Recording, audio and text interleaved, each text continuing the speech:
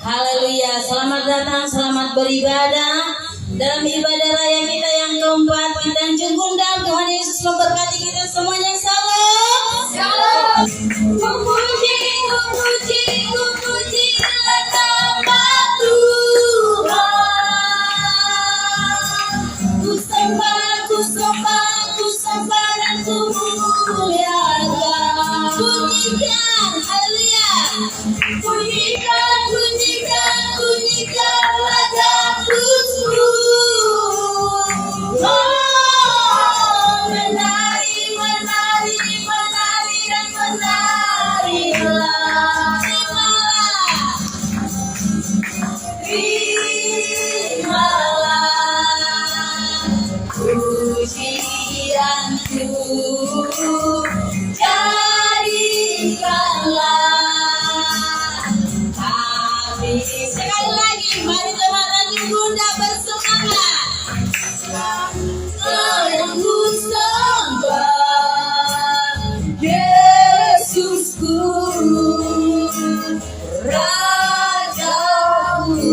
Sekali lagi kita ada pujian ini. Acara firman Tuhan kami serahkan kepada Bapak Rasael. Haleluya. Firman Tuhan, siang hari ini kita kembali mendengarkan firman Tuhan dalam kitab Pengkhotbah pasal 2 ayat yang ke-20. Karena kepada orang yang dikenalnya ia mengaruniakan hikmat, pengetahuan dan kesukaan, tetapi orang berdosa ditugaskannya untuk menghimpun dan menimbun sesuatu yang kemudian harus diberikannya kepada orang yang dikenal Allah. Ini pun kesia-siaan dan usaha menjaring angin. Ya. Karena kepada orang yang dikenalnya ia mengaruniakan hikmat, pengetahuan, dan kesukaan. Tetapi orang berdosa Allah tugaskan bekerja secara sia-sia, karena hasilnya nanti diberikan kepada orang yang dikenal Allah. Jadi pada siang hari ini kita mau melihat bahwa ada perbedaan besar yang Tuhan berikan antara orang yang berkenan kepada Tuhan dengan orang berdosa. Ya, perbedaan antara orang yang dikenan Tuhan dengan orang yang tidak dikenan Tuhan. Ya, nah kalau kita ditanya pilih mana, orang yang dikenan Tuhan atau orang yang tidak dikenan Tuhan atau orang berdosa, sudah pasti kita memilih menjadi orang yang dikenan Tuhan. Karena tadi jelas ada berkat, ada karunia yang diberikan kepada orang yang dikenannya. Yang pertama tadi hikmat, yang kedua pengetahuan, dan yang ketiga kesukaan. Amin. Iya. Jadi jelas perbedaannya itu. Yang satu dapat berkat, yang lainnya dapat hukuman. Hukumannya apa? Semacam kerja paksa atau bekerja tanpa upah. Karena dia bekerja, tapi nanti hasilnya harus diberikan kepada orang yang dikenal Allah. Amin.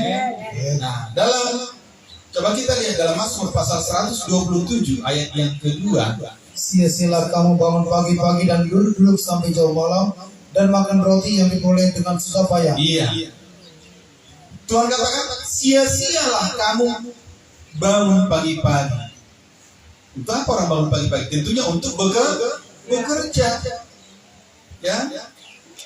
Kalau yang kerja di PT sekarang kan harus bangun pagi, baru cepat-cepat kerja, berangkat ke PT. Karena di jalan pun sangat ramai. Terlambat, nanti bisa macet di tengah jalan. Akhirnya terlambat juga masuk PT. Ya, akhirnya kena skor dan lain sebagainya. Harus bangun pagi-pagi, berangkat pagi-pagi, dan pulang malam, gitu kan? Berangkat pagi, kadang anaknya belum bangun. Nanti pulang kerja karena kemalaman, anaknya sudah tidur, bisa nggak ketemu anaknya? Dan itu dikatakan sia-sia, ya kan? Sia-sialah kamu bangun pagi-pagi dan duduk-duduk sampai jauh malam dan makan roti yang diperoleh dengan apa? Ada kata di situ susah payah, kerja paksa,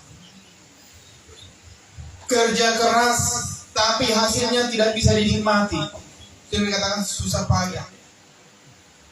Kenapa? Coba lanjut Pak. Sebab ia memberikannya kepada yang dicintainya pada waktu tidur. Amin. Apa yang dikerjakan orang fasik tadi yang tidak dikenal Tuhan, apa yang dia kerjakan mulai pagi sampai malam, itu harus diberikannya kepada orang yang dicintai Tuhan pada waktu tidur. Amin. Ya. Jadi yang dicintai Tuhan itu atau orang yang dikenal Tuhan itu dalam waktu tidur pun dia diberkati Tuhan. Tapi kalau orang yang tidak dikenal Tuhan, tidurnya pun stres, ya kan? Ada yang dikejar setan, mimpi-mimpi buruk dia, ya kan? Ada juga yang nggak bisa tidur sama sekali karena tekanan pekerjaan, ada masalah dalam pekerjaan, stres dia nggak bisa tidur. Maka kadang orang minum tua dulu katanya kan, minum dulu ke warung supaya bisa tidur katanya. Padahal nanti setelah minum balik lagi ke tidur nggak bisa karena yang menjadi masalah adalah pikirannya atau karena yang membuat dia tidak bisa diberkati adalah Tuhan.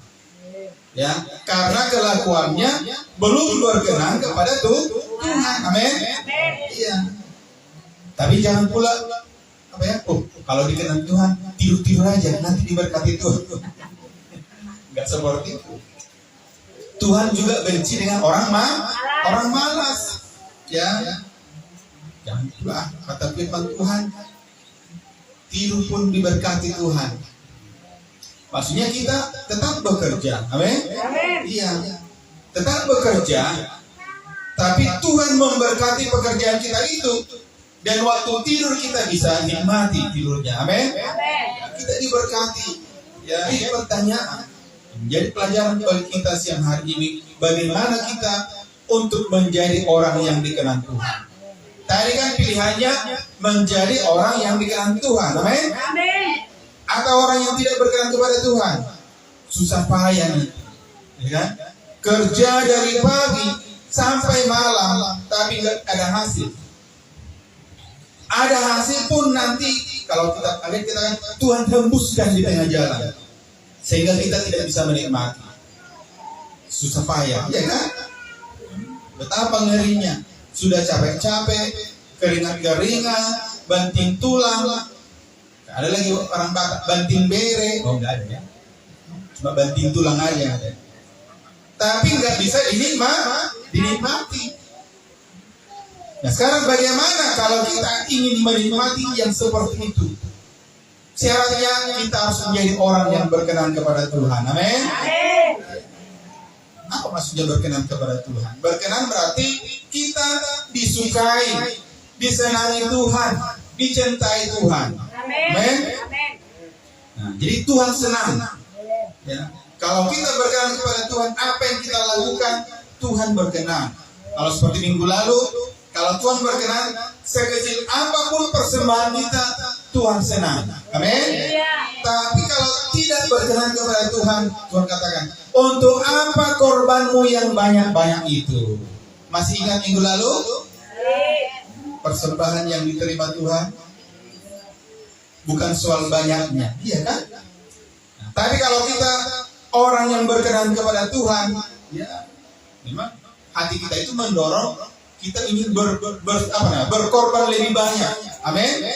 Ya, semakin ingin berkorban terus, berkorban mulai dari tubuh kita, ya kan? Hati dan pikiran kita persembahkan kepada Tuhan. Pikiran kita jalan, apalah yang mau kubuat untuk Tuhan. Apa yang mau kerjakan untuk menyenangkan hati Tuhan. Nah sekarang bagaimana kita menjadi orang yang berkenan kepada Tuhan? Dalam Kisah Rasul pasal yang ke-10 ayat yang ke-35, sama-sama dulu kita baca ayat ini. Ya, 1, 2, 3. setiap orang dari bangsa manapun yang takut akan Dia dan yang mengamalkan kebenaran berkenan kepadanya. Amin. Untuk menjadi orang yang berkenan kepada Tuhan sangat jelas disampaikan dalam ayat ini. Yang pertama adalah yang takut akan Tuhan. Amin. Kalau kita ingin berkenan kepada Tuhan, maka jalan satu-satunya adalah melalui takut akan Tuhan. Pada dasarnya, kalau dalam Alkitab dikatakan takut akan Tuhan itu merupakan suatu keharusan bagi kita. Amin. Dalam Ulangan pasal 6 ayat 13. Engkau harus takut akan Tuhan Allahmu, kepada Dia haruslah engkau beribadah, dan demi namanya haruslah engkau bersumpah. Ada kata harus di situ kan? Engkau harus takut akan Tuhan. Ya. Kepada Dialah haruslah engkau beribadah. Makanya kita beribadah pada siang hari ini. Amin. Ini salah satu cara kita menunjukkan bahwa kita takut akan Tuhan. Amin. Orang yang takut akan Tuhan, dia pasti beribadah kepada Tuhan. Jadi, ini bisa kita lihat.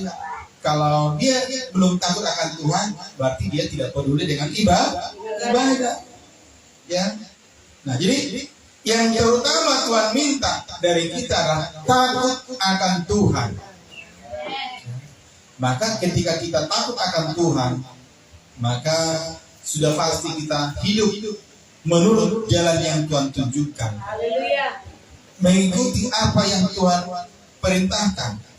Dalam pasal 10, Ulangan pasal 10 yang ke-12. Maka sekarang hai orang Israel, apakah yang dimintakan daripadamu oleh Tuhan Allahmu selain dari takut akan Tuhan Allahmu, hidup menurut segala jalan ditunjukkannya, mengasihi Dia, beribadah kepada Tuhan Allahmu dengan segenap hatimu dan dengan segenap jiwamu. Amin. Jadi yang utama Tuhan minta dari kita umat Tuhan adalah takutlah akan Dia. Ya, takutlah akan Tuhan. Nah, tadi kata selain itu barulah Tuhan inginkan lagi kita hidup menurut segala jalan yang ditunjukkannya. Artinya bukti kita takut akan Tuhan, maka kita tunjukkanlah cara hidup kita bahwa kita menuruti jalan atau firman yang Tuhan berikan bagi kita melalui ibadah seperti ini. Siapapun Tuhan percayakan menyampaikan firman Tuhan, ya. Itulah kita turuti dan itulah menunjukkan bahwa kita takut akan Tuhan. Amin. Ya. Beribadah kepada Tuhan dengan segenap hati dan dengan segenap jiwa. Nah, berarti kalau orang bermain-main dalam ibadah itu menunjukkan bahwa dia belum takut akan Tuhan. Amin. Makanya setiap ibadah mari kita berusaha dengan sungguh-sungguh, ya kan? Sedapat mungkin, semampu kita ya, beribadah dengan segenap hati, ya, segenap jiwa, bahkan dikatakan juga segenap kekuatan. Nah, jadi takut akan Tuhan itu berarti kita menjauhi segala larangan Tuhan dan melakukan segala perintah Tuhan. Itulah orang yang takut akan Tuhan. Takut akan Tuhan berarti dia akan takut melakukan dosa. Dia akan takut melakukan apa yang tidak berkenan kepada Tuhan. Sudah tahu itu jahat, maka pasti dihindari. Ya. Takut berbohong. Masih ada jemaat yang suka bohong? Yohanes pasal yang ke-8 ayat 44 itu katakan, iblislah yang menjadi bapamu katanya. Kalau kita masih ada bohong. Ada juga lagu anak sekolah minggu, ya kan? Apa itu Risma? Lagu sekolah minggu, taunya? Bohong itu dosa. Gak ada istilahnya berbohong untuk hal baik. Pokoknya mengatakan yang tidak benar itu bohong, itu dosa, ya kan? Gak ada berbohong untuk kebaikan katanya. Pokoknya berbohong itu dosa. Bapaknya adalah iblis. Kalau kita takut akan Tuhan, maka kita akan mengatakan kebenaran. Bukan berkata dusta, bukan berkata bohong. Karena banyak juga jemaat masih suka berkata bohong. Termasuk yang suka menambah-nambah kata-kata. Kalau orang Batak katakan si Paulo katakan supaya agak lebih beritanya agak wah gitu kan, ditambah-tambahin lagi. Gak usah kita seperti itu, ya. Katakanlah apa yang benar, amin. Katakanlah yang sejujurnya. Gak usah menambah-nambahkan, ya, perkataan-perkataan yang tidak benar. Kalau orang yang takut akan Tuhan tidak akan melakukan seperti itu, ya. Orang yang takut akan Tuhan tidak akan memfitnah orang, tidak akan mengomongin orang, ya kan? Dia takut. Ya. Maka kalau kita orang yang takut akan Tuhan, ya, kita pasti selalu berpikir, ya kan? Apakah yang kukatakan ini nanti membuat orang tersinggung apa enggak? Ya. Ada yang katakan berpikir sebelum berbicara, atau berpikir sebelum bertindak. Jangan setelah bertindak baru berpikir. Banyak seperti itu. Setelah bertindak baru berpikir. Menyesal aku bilang yang tadi itu, udah tersinggung dia. Itu namanya berpikir setelah bertindak. Nah, jadi kalau kita takut akan Tuhan, kita akan berusaha menyenangkan hati Tuhan. Amin. Ya, dengan perkataan maupun dengan perbuatan kita. Orang yang takut akan Tuhan tidak akan mengikuti keinginan hatinya, keinginan dagingnya. Karena dalam Roma 8:8 jelas dikatakan, kalau kita hidup di dalam daging, tidak mungkin berkenan kepada Tuhan. Ayat yang ke-8, mereka yang hidup dalam daging tidak mungkin berkenan kepada Allah. Tidak mungkin, ya kan? Padahal tadi keinginan kita adalah menjadi orang yang berkenan kepada Tuhan.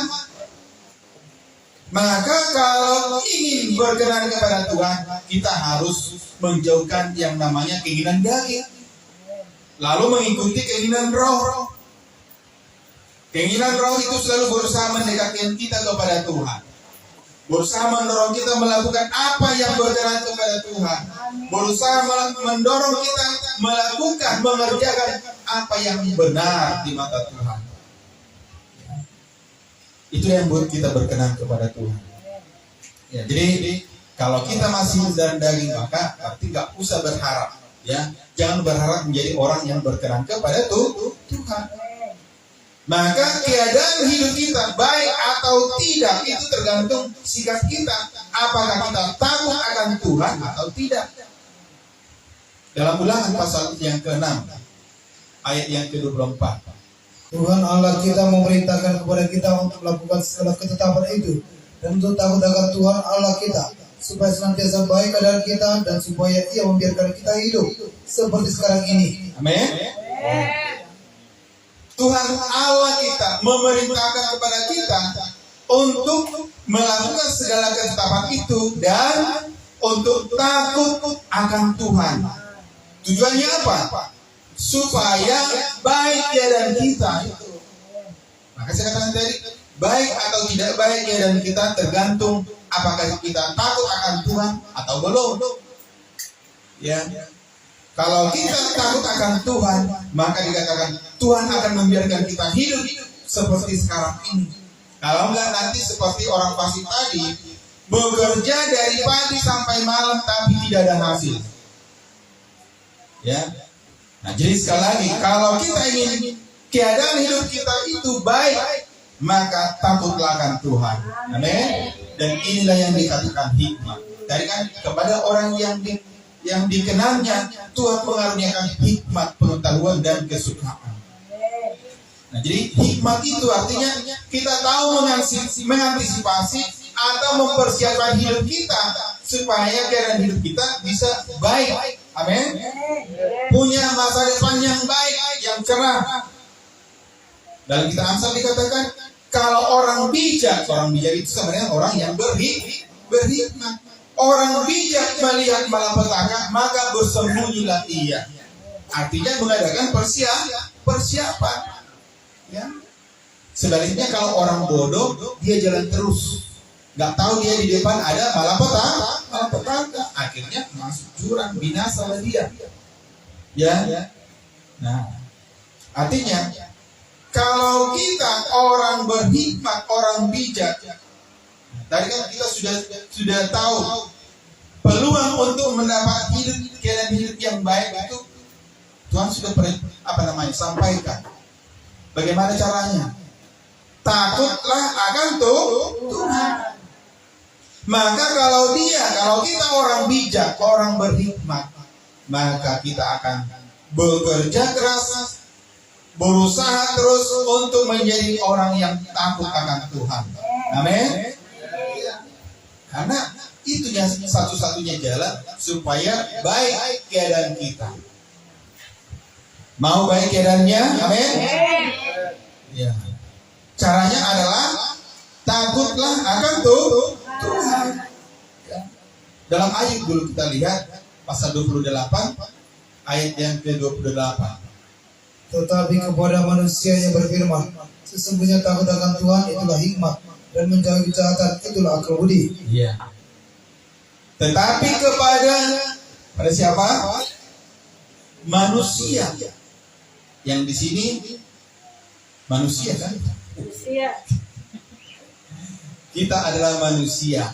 Berarti kepada kita lah firman ini. Amin. Apa katanya? Sesungguhnya takut akan Tuhan itulah hikmat. Kepada orang yang dikenalnya Tuhan mengaruniakan. Yang pertama tadi apa? Hikmat. Hikmat itu apa? Itulah yang tadi katakan, sesungguhnya takut akan Tuhan itulah hikmat. Maka saya katakan tadi, kalau kita takut akan Tuhan, ya, kita punya hikmat, maka kita tahu mempersiapkan bagaimana apa yang kita lakukan supaya kita mendapat keadaan hidup yang baik. Ya, tentunya kita semua menginginkan keadaan kita baik. Amin. Terutama dalam keluarga dulu ada damai sejahtera, ya, suami istri nggak saling bertengkar, ya. Gimana nya jemaat Tanjung Gundang, ya. Akurnya suami istri. Amin. Udah tua loh, Pak. Oh, udah. Aman-aman aja. Aman-aman, mantap, puji Tuhan. Oke, yang di depan yang tua, yang di belakang bagaimana? Yang masih apa? Berunin baik-baik. Oh, iya. Makan dan akan suami kerja. Ya, puji Tuhan. Ya. Nah, Jemaat Tanjung Gundang yang dari dulu nggak pernah ada masalah. Amin. Ya. Pokoknya yang setia beribadah kepada Tuhan, ya, selalu Tuhan tolong. Amin. Ya.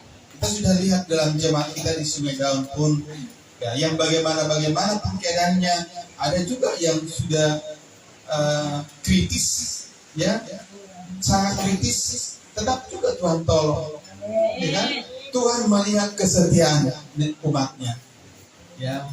Jadi memang Tuhan tidak pernah kasih jaminan bahwa orang yang takut akan Tuhan bebas dari mara bahaya, bebas dari sakit penyakit. Gak ada itu. Gak ada Tuhan janjikan bebas dari yang namanya pencobaan. Yang Tuhan janjikan adalah Tuhan berikan jalan keluar. Yang Tuhan janjikan adalah Tuhan siap sedia menolong. Itu. Jadi terkadang ya Tuhan izinkan kita mengalami hal-hal yang buruk. Amin. Tuhan izinkan kita mengalami mungkin sampai dirawat di rumah sakit. Bisa Tuhan izinkan. Tapi Tuhan bangunkan dari tempat tidur itu. Amin. Tepuk tangan dulu untuk kemuliaan Tuhan. Ya. Supaya keadaan kita baik, maka takutlah akan Tuhan. Dan itu yang dikatakan hikmat itu. Ya. Nah, itu yang pertama tadi, bagaimana kita menjadi orang yang berkenan kepada Tuhan. Yang pertama, takutlah akan Tuhan. Yang kedua, apa yang kedua? Sekali lagi, Kisah Rasul pasal 10 ayat yang ke-35. Setiap orang dari bangsa manapun yang takut akan Dia dan yang mengamalkan kebenaran berkenan kepadanya. Iya, yang pertama takut akan Tuhan. Maka yang kedua yang mengamalkan kebenaran. Ya. Jadi rahasia untuk menjadi orang yang berkenan kepada Tuhan yang kedua itu adalah kita harus mengamalkan kebenaran. Apa itu kebenaran? Ya, sudah sering mungkin kita dengarkan, saya pun sudah beberapa kali sampaikan, kebenaran itu adalah firman Tuhan. Yohanes 17 ayat 17 katakan, firman-Mu adalah kebenaran. Jadi firman Tuhan itulah kebenaran. Jadi mengamalkan kebenaran berarti kita menghidupi firman itu. Atau hidup kita, perbuatan kita selaraskan dengan firman Tuhan. Itu yang dikatakan mengamalkan kebenaran. Perbuatan kita sehari-hari selalu selaras dengan firman Tuhan. Atau sesuai dengan firman Tuhan. Dan itu juga yang dikatakan tadi, takut akan Tuhan. Takut akan Tuhan berarti tadi kan melakukan apa yang menjadi perintah Tuhan. Ya.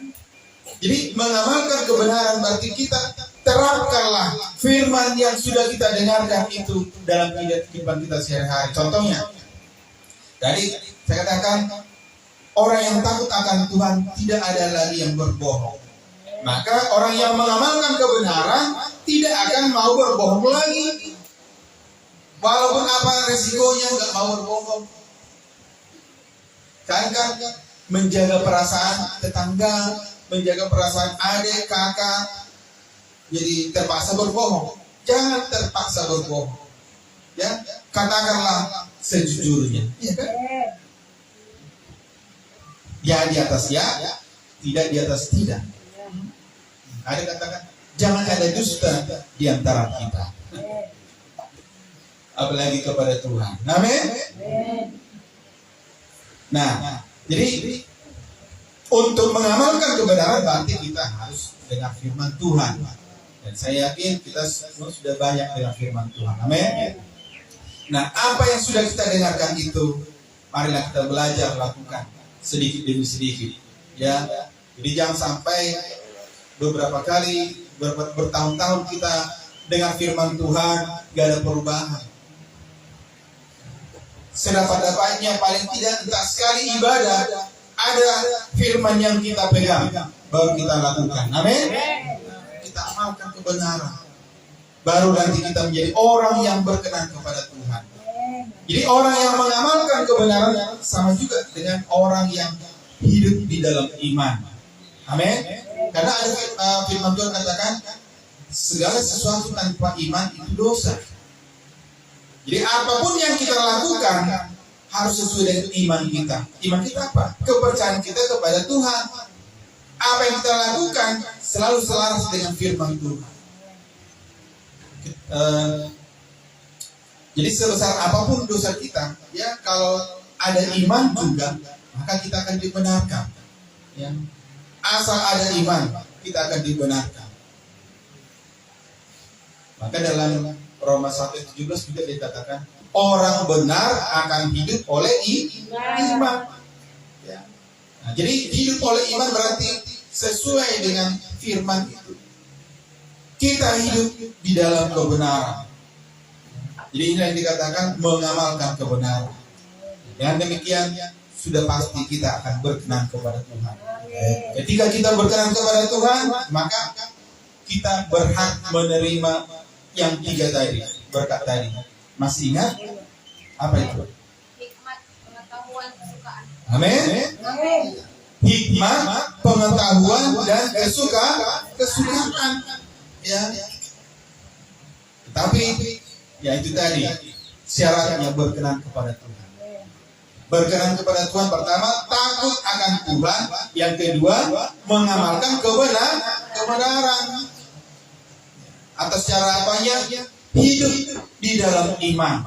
Karena dalam Ibrani 11, coba kita lihat Ibrani 11 ayat yang ke-6.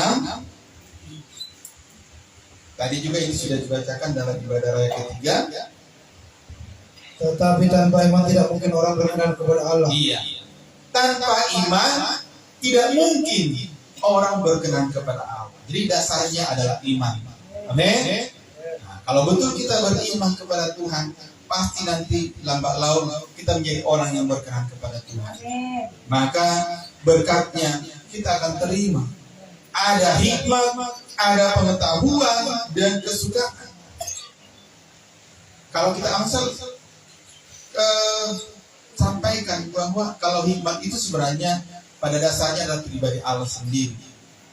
Maka kalau kita orang yang berkenan kepada Allah, Tuhan karuniakan kepada kita hikmat. Ya, dalam arti Tuhan menyatakan pribadinya di dalam kita. Maka kalau orang yang berhikmat, gak usah heran. Ingin kaya, gampang. Ya, termasyhur sangat memungkinkan. Contohnya adalah Salomo. Ketika dia berkenan kepada Tuhan, nanti dibaca ya. Pada waktu itu Salomo baru-baru menjadi raja. Dia mempersembahkan 1000 korban bakaran bagi Tuhan. Nah, itu yang membuat dia menjadi berkenan kepada Tuhan. Lalu Tuhan tanyakan, apa yang kamu minta? Salomo katanya, apa yang Tuhan Salomo minta? Ya hikmat.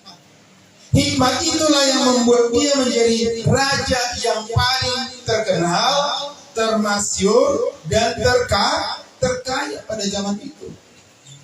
Jadi, kalau kita orang berhikmat, semua bisa kita kerjakan. Nah, maka kalau kita ingin kaya pun pada dasarnya, ya kalau Tuhan izinkan kan gitu kan, ya, pasti bisa sesuai dengan iman kita. Nah, jadi yang kita kejar sekarang bagaimana kita menjadi orang yang berkenan kepada Tuhan. Dan pada siang hari ini Tuhan sudah sampaikan juga bagaimana kita menjadi orang yang berkenan kepada Tuhan. Hanya 2 poin tadi. Yang pertama tadi, takutlah akan Tuhan. Yang kedua, mengamalkan kebenaran. Ya, hidup di dalam kebenaran. Hidup oleh iman.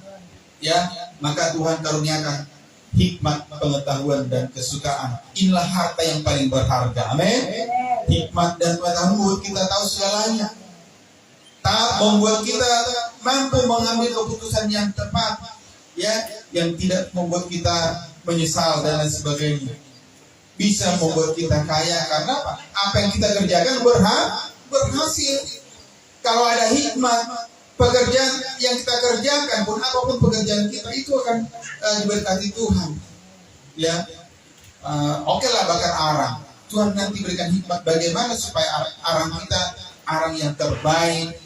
Ketika ambil kayu, Tuhan tunjukkan, oh ini kayu yang terbaik. Pokoknya Tuhan atur semuanya, amin.